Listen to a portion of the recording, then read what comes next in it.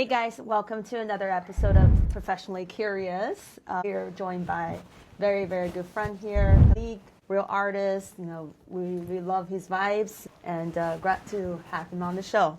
Thank you for having me. Yeah. So let's get into it, right? So let's talk about a couple of things that I think really made your perspective very, very unique. I'm here interviewing 100 most insightful crypto founders, and you're like a unicorn scenario where you had both the tech experience and being an artist, understanding that whole world, two seemingly very, very different worlds. So let's start with that. Like, how do you see tech serving as a vehicle to grow art's impact? Yeah, I mean, so from the beginning of time, there have been a lot of waves of culture and art, and usually technology follows art, or innovation follows with a new wave of art. So you have new tools, you have new art, right? You have new means of distribution, you have new art, right? So, I think throughout the years, the different institutions that have allowed great art to persist or to come to be, you can kind of like trace it back to some kind of big cultural shift in the way that we do things. So I think it's the same thing right now. So AI is obviously making art, or the ability to create art, a lot easier. So now we have people now that might have been non-technical that can now make things that are a little bit more interactive or a little bit closer to the tech world. You have, all these new forms of distribution, like crypto, for example, that allow people to be able to send money, remittances anywhere around the world. So that changes the way we collaborate. So yeah, I think the two of them together, they're inseparable, So yeah, especially with crypto though, I think that the main thing is the ease of collaboration, the direct to consumer, distribution. I feel like we haven't had anything like this, permissionless, to be able to just like give people what they want when they want instantly. I feel like that changes the way that we make art and the way that we consider like the fan relationship. Yeah. And, we talked about this before the interview, this kind of new emerging art renaissance time, where you're seeing the new, like the Da Vinci, Michelangelo, like that type of people like really trying to step into both sides and emerging the best of the two worlds. In your own word, what is Haleek, right? What does this brand mean? What does that mean? What's your philosophy behind this brand? I feel with Haleek, I'm trying to make something that really encapsulates all my interests, my personal tastes, I've always been into fringe things, but I've also been into mass market consumer things. My whole life has been a lot of like experimenting and curiosity. So I try to put that forward in my music, in my visual art, even the way that I try to do business. I always try to come at it from an angle of, how can I make something different that also kind of scratches that itch of, the things that we like, because there's songs that we arguably all like, like a vast majority of the world like, and then there's like niche transcends borders. I mean, it's one of the only things I can think of that exactly, you don't need language to understand. Yeah, and then so like for example, like dancehall music, dancehall music is so interesting because it's rhythm, it's lyrics, and it's melody, and Afrobeat is kind of the same thing as well, and you just kind of have an understanding of like high and low, kind of like completeness and balance, and I always kind of try to look at everything like that, like there's all these different elements, like how do you bring all the best features of those things and pull them together. And I think that's like with Haleek, it's strange, but it's also familiar at the same time, and that's like what I want to do with my music. Yeah.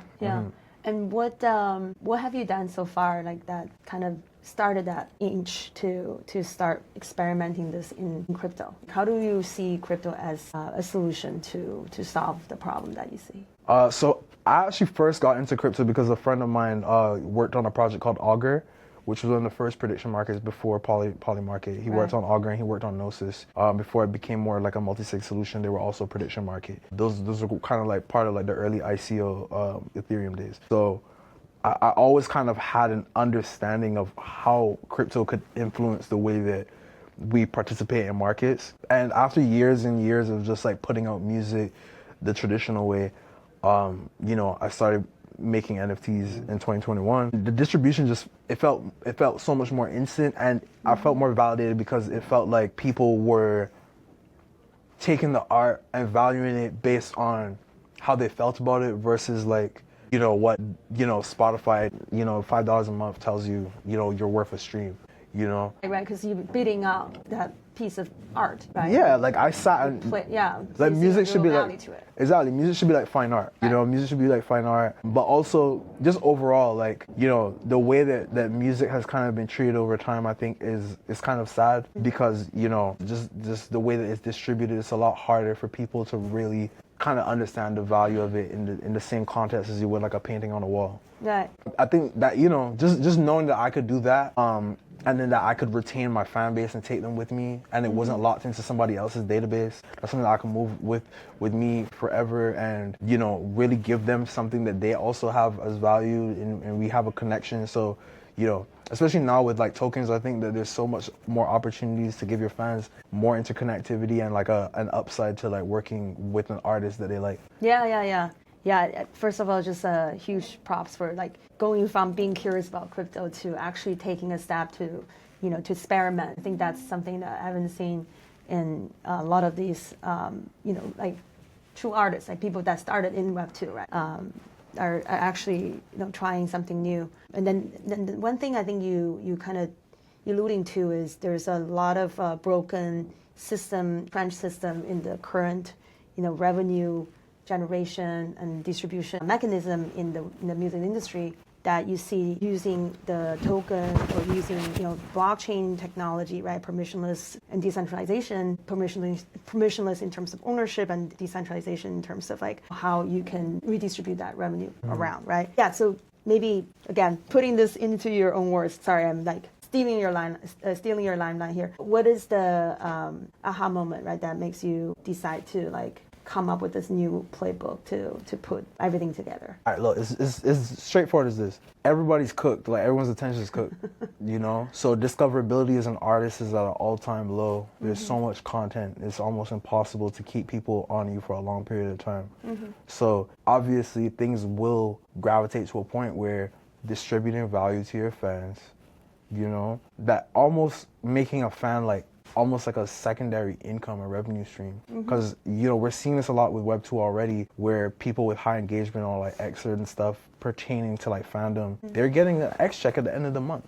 Yeah. Right? And these are some of the biggest fandoms on the planet, you know, are already kind of doing this in a different way. With tokens, I just think it makes it so much more direct, and, you know, without using the word stock or anything like that, just having a representation of your loyalty to something that you love and care about, and then being able to actually benefit off of that as a fan, I think is a beautiful thing.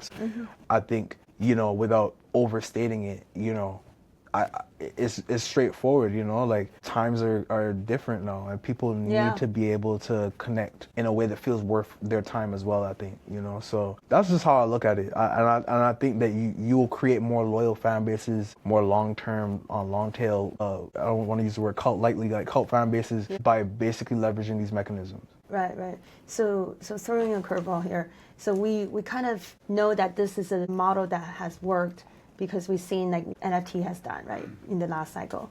But that cycle has, you know, the bubble burst. So how is it different this time? Like, what are you doing differently than just launching an NFT collection? Well, first off, I still believe in, you know, non-fungible tokens to a degree. And I believe in, you know, I believe all of these things have a place. It's like the same way like prediction markets were early. Yeah. And now it's coming back. Yeah, exactly. Back in vogue. All of these things have their time and place. You know, it's just like even with liquid tokens, the fact that liquid tokens are only now starting to make sense for creators because of the way that the whole thing has come to be. You know, we needed NFTs last cycle or 2 cycles ago. You know, we needed NFTs to, you know, basically make room for people seeing how the application for, you know, creativity works. I feel like CryptoPunks and all this stuff, they're just stand-ins. They're stand-ins for like way bigger brands, way bigger IP to step in the near future. And yeah, so I think this time around is just, people just have more awareness. People have more awareness of the potential of what, you know, all of this liquidity can do for a real brand and a real IP, you know? So, you know, I think things will equalize soon, and people are going to start to realize like, oh, okay, well, the next, you know, people say this shit all the time, but like, you know, the next Supreme, like the next, like, you know, HBO, whatever, you know, the next Drake, Travis Scott, insert big artist here, you know, is going to be on chain. Yeah. you know, and you know, like we were saying about like Michelangelo and these people, these are people that have been funded by, you know, institutions with a lot of liquidity at the time, right? And that's what gave birth to these art movements. Yeah. So I think it's just like naturally gonna happen, like the underground, so to speak, you know, the dirt that is full of life is gonna spring forward fruits and trees and stuff, and it's gonna happen very soon. Like I think that's just like the whole premise of what I'm seeing right now. Yeah. So I think that's the main difference. Like we have just more understanding of what can happen. Yeah. Yeah. Yeah. Also the user education part, I think. Yeah, there's a lot more people that now see this as a way to, like, for musicians to earn revenue and for the users to also benefit from, you know, being part of that fandom. So, but what you're saying is true, because the user experience is a big part. Because like before, it's like you need like 3-4 things. You know, the SDKs wasn't like all the way right. Like there was just a lot of stuff that you needed to understand to get to the point where, you know, gas was crazy at one point when it came to Ethereum. You know, now you have Solana with like cheap gas, and you know, people started getting to liquid tokens a lot since like Pump Fund and meme coins. So, like I said, there's all these canonical events that lead us to essentially having what we have now. Yeah. So you're right about that. Also, just like being able to make a wallet with your email, I think changes so many people's anxiety. Yeah, exactly. The onboarding to Web3 has always been the biggest issue, right? So the tech itself has evolved to your point that now we're actually living in the world where, you know, high performance, like this is what Soon is building, right? Is the front and center. It's like the necessity that you can build into your protocol, and that helps with attracting these type of high volume type of ticketing or streaming, whatever the use case might be when it relates to music. So that's what I'm most excited about. Yeah, that's what I'm most excited about. It's just the fact that you have the ability to leverage, you know, some of the fastest, cheapest, you know, execution in blockchain to be able to actually make these things happen. Like, yeah, you know, 3 years ago, that didn't exist. Exactly. You know? Remember when we were minting these, like, whatever NFT, insert your big, you know, NFT blue chip name, right? That all of a sudden you pay like $100 gas fee that you're never gonna get back because you didn't actually get that minted. Listen, there's an NFT that I will not name, all right? Okay. That I've definitely spent like a half a ETH in gas. Yeah, that was really bad. Like that's so bad. And I didn't get it. Right, exactly. And yeah, it's like horrible. The gas war that didn't benefit anybody. Yeah, if anything, just like contribute to this whole misconception that we're all in this to like rob people. It's terrible. Yeah, I'm glad that doesn't. Imagine that like as a first experience to a newbie to like blockchain, right? And you know, why would you expect that person to stay and experiment something else? So at least that's out of the way. And the tooling side, to your point, you know, because Soon uses like Solana native tooling, that experience you're very familiar with. It's been a lot better after the last 3 years of development. And then I think also the user side, right? So we talk about like there is that creator economy, like people understanding what that means, and there's enough people even, you know, constantly collecting these creator coins, right? So tell me a little bit more about what's your approach, like how is that different from, you know, what we've seen on Zora? I mean, look, I think the way that I see meme coins and just the whole kind of token explosion that's happened recently around creators and just like artistic IP, these things need to be backed by something real, right? Like when you buy Tesla or you buy Apple, that's an actual business selling actual stuff, right? Even with the ICOs that were happening, you know, back in the day, like they were promises of an actual business, right? Yeah. So, you know, insert X ICO project here, you know, they had a revenue model. There was a, you know, if I'm an artist and I'm creating a token, should there not be real world revenue streams attached to that? No matter how big or small you think that is. Me as a trader, like me as a speculative buyer, knowing that this is actually connected to this person's actual career, you know, or this business's actual revenue streams goes a long way. You know, like this is an actual person and an actual business. Like I'm comfortable investing in this, you know, and I'm comfortable holding it. Yeah. And I think that is my philosophy. I think that has to be baked into it regardless of how you think, because if not, people are just putting money in to get money out, which obviously we all do, but like, you know, the reason why I feel like NVIDIA has grown over time is like they have a product. They've been able to sell business to business. They've been able to scale that and turn it into a mainstay in terms of compute. You know, it Yep. has to be the same thing for a musician. It has to be the same thing for a film director, you know, an athlete. Like these are, you know, you can't expect someone to just drop a coin and then people just buy it and it's not connected to anything. It's not used for anything. Yeah. So that's my philosophy. It has to mean something. Yeah, and you know what? I think that's why I'm so bullish about this project, because it can be more than just music. You're inventing this new playbook that can benefit a lot more artists, right, to start, but a lot more people that can start thinking about building that revenue stream from the real world into the token. Yes. And definitely a welcome change to the industry. You know, we're still speculating, but at least with a lot of substance behind. So, yeah, maybe tell me a bit more about. I'm like very stoked about hearing. You know, you're going to launch your album. You know, with that particular model and potentially building a protocol. Yeah, tell me more about like what is the vision, right? What do you want to accomplish? What do you see as a success for that model? 6 months time? We need to create real, actual runners. Like, I mean, like, but in real life too. Like, it can't just be like, oh, this is popping on chain, or, you know, there has to be a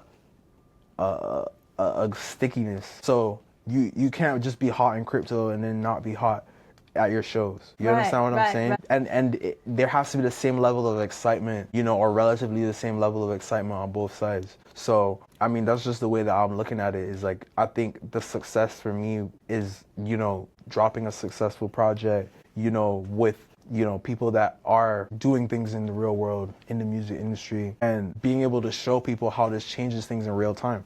You know, the last music video that we dropped 2022 prior to, you know, this new project, you know, none of those comments have anything to do with crypto. Yeah. We sold those NFTs. We shot a music video, and it was art.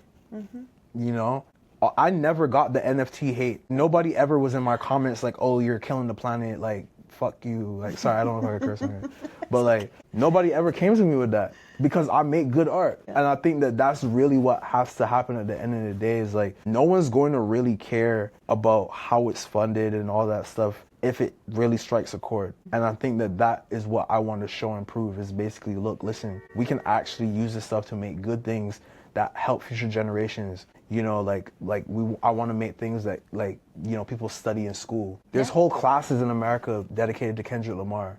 No way. Yeah. Really? Their classes, That's amazing. their classes, like literary classes, dissecting the way that he structures the themes in his albums. That's and the way he amazing. writes his music. Wow. So these are the things that we can create for the future generations. And I think that once you're thinking like that, you can't really lose. So yeah, the whole point for me is like, yeah, let's prove a new distribution model. Let's prove how we can, you know, get people to rally behind an artist and actually create something that, you know, is really honestly lacking currently, which is just, you know, art with like real integrity that, you know, is uncompromising. Yeah. You know, that's how I feel about it. That strikes a chord with the majority of the people here, not just crypto people, but yeah, outside of crypto too. Yeah, like don't make something just so it could appeal to crypto. Exactly. Don't make something just so it can go number one. Like, how can we make something that really hits people, you know, like in their hearts, but then also, you know, does all this other stuff? Like, I feel like too many people are tailoring things. Like, for example, I'll see people make like an 8-bit thing because they think it's going to appeal to crypto. You know what I'm saying? Like, it's just not. Why are you reinventing the wheels when like the users are like all the way here? And not only just that, to migrate them. It's also just marketing. It's more marketing than it is art. It's more marketing than it is like actually like making, you know, product. And like the most successful products that I've seen, that things that are mainstays, it's like, it was an original idea when it first came out. Like the iPhone was something that was like, oh, well, we didn't really see this like that. You have Palm Pilots, you have all this other stuff, but it's like, yo, you got an integrated app store. You have all these things. There's a culture around music. You know what I'm saying? Like, I feel like all of the things that are really amazing that people really like hold on to do have that, like I said, that trifecta of like, yo, this is interesting, different. Maybe it's taking a couple of risks. You know, maybe it's like a little aesthetically pleasing, but it's still a little bit different. But it like meets in that Venn diagram or whatever of, you know, a little uncomfortable, a little niche, but it also has like a thing that makes me feel like good or nostalgic. Yeah. I don't know. I like that. Yeah. Trifecta effect. That could be part of I don't your even know if I just named 3 things. we need to come like, up with like a 3-letter name acronyms for this. Yeah. I get you. It's I got at least you. 2 Yeah. circles. Yeah. As soon as you said that, like we need to think about the 3-letter words and then put that in as like a 3-letter acronym that represents who you are. Amazing, amazing. I think I also wanted to like just talk about the fact that, you know, you're actually a developer. That's so fucking cool. Like, again, I haven't met that many true artists that also had this development background and actually doing your own smart contract development, all that. So tech is obviously important to you. And then when we were talking, I think the appeal is to have the Solana speed, fast execution, but also have the distribution of, you know, like base, where you already had this fandom about creator coins. So yeah, so I think just wanted to hear from your perspective, like what are the partnership requirements when it comes to the tech side? In terms of soon or like what? In terms of soon, in terms of what we can help. Well, look, listen, you know, we believe every artist needs a stack. You understand? So at the end of the day, like, you know, in the future, the same way, like you need a videographer, you need a photographer, right, along you know, artists are going to need strong partnerships. They're going to need to build with companies that have solid infrastructure, because this is the world that we're going into. People are going to start caring more about things like ZKs and like privacy. People are going to start caring more about, you know, where their information is going. So same way someone looks at like a box of milk or something to see where it originates from, or like they have those calorie counter apps or whatever, like, you know, like people are going to have like things about artists. They're going to have, you know, so for me personally, like I think that we're just ahead of the curve right now. Like we're just ahead of the curve thinking about how we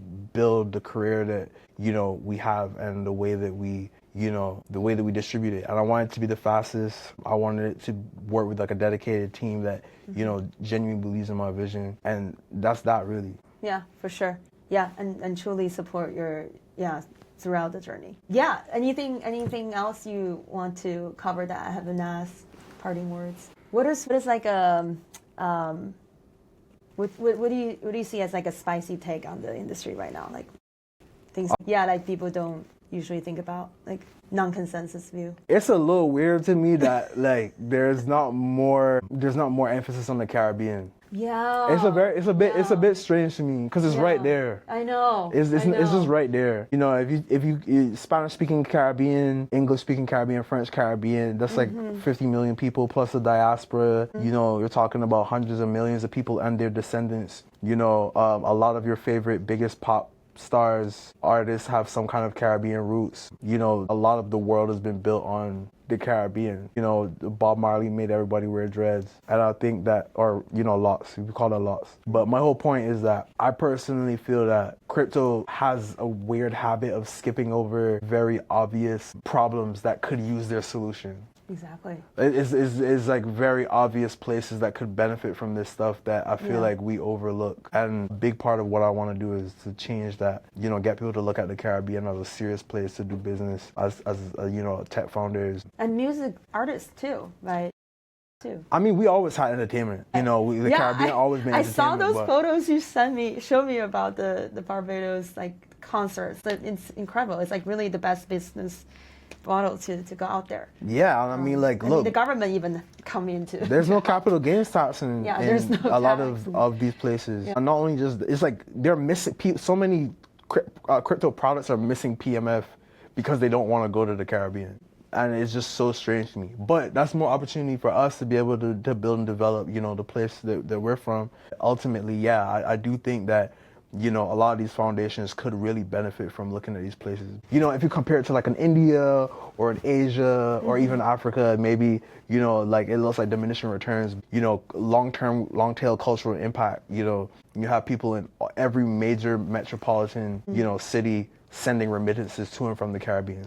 100%. I think that's the one thing that I'm really proud that when we were building the team, we're building not just like my own like Soon team, but also the developers that we attract. We actually go to these sort of the often overlooked regions like Southeast Asia. And I appreciate Africa, you for that. Turkey, UAE, all these regions that we're super bullish about, because that's usually where like majority of this blockchain space are, focusing on the West, and we realize there's so many crack developers that could just use some help, just to turn those hackathon ideas into real businesses. Yep. Yeah, so we were right there with them for the first year and a half that we've been around, and we go to these places. We have like hacker houses, a working space. I want to go. Yeah, Let I me know. Next time. Yeah, next time you do something, let me know. Next time we're doing the Caribbean.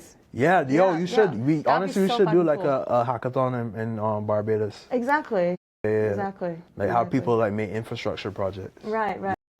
Now that'll be tough, honestly. I think soon in the Caribbean would be nice. Yeah, it'd be nice. Well, you got me. You good. Compliment each other. Yeah. Yeah, and now I'll get you all the fans from like APAC and the Middle East. Whatever you want. Yeah, whatever we gotta do to make it happen. For sure. Well, thank you so much. Yeah, we're here at the Solana office. I want to give a big shout out to Jake, who's running the studio space here. And yeah, thank you again for being on the show. A pleasure. Until next check-in.